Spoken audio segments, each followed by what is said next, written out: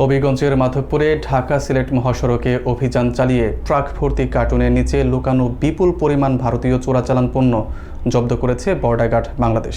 গোপন সংবাদের ভিত্তিতে পরিচালিত এই অভিযানে ভারতীয় কসমেটিক্স, শাড়ি ও জিরা উদ্ধার করা হয়। বিজিবি জানায়, জব্দকৃত পণ্যের বাজার মূল্য প্রায় 1.5 কোটি টাকারও বেশি। বিস্তারিত থাকছে নাহিদ মিয়ার তথ্যচিত্রে। হবিগঞ্জের মাধবপুরে অভিনব কায়দায় চোরাচালানের চেষ্টা ব্যর্থ করে দিয়েছে বর্ডার গার্ড বাংলাদেশ। রোববার গোপন সংবাদের ভিত্তিতে হবিগঞ্জ ব্যাটালিয়ন 55 বিজিবির একটি বিশেষ টহল দল মাধবপুর উপজেলার ঢাকা সিলেট মহাসড়কের জগদীশপুর মুক্তিযোদ্ধা চত্বর এলাকায় অভিযান পরিচালনা করে। সীমান্ত থেকে প্রায় 5 কিলোমিটার ভেতরে কৌশলগতভাবে অবস্থান নিয়ে বিকেল 5:30টার দিকে পুরাতন কাগজের কার্টুন বোঝাই একটি ট্রাক থামানো হয়। তল্লাশি চালিয়ে ট্রাকের কার্টুনের নিচে অভিনবভাবে লুকানো বিপুল পরিমাণ ভারতীয় কসমেটিক্স, শাড়ি ও জিরা উদ্ধার করা হয়। সংশ্লিষ্টরা বৈধ কাগজপত্র দেখাতে না পারায় বিজিবি মালামালগুলোকে জব্দ করেছে।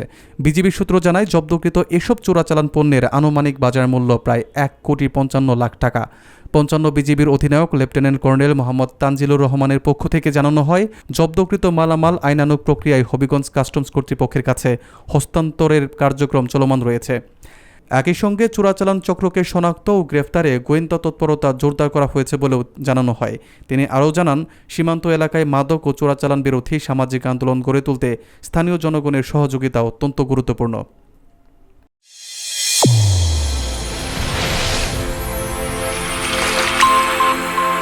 চ্যানেল A1 হৃদয়ের স্পন্দন।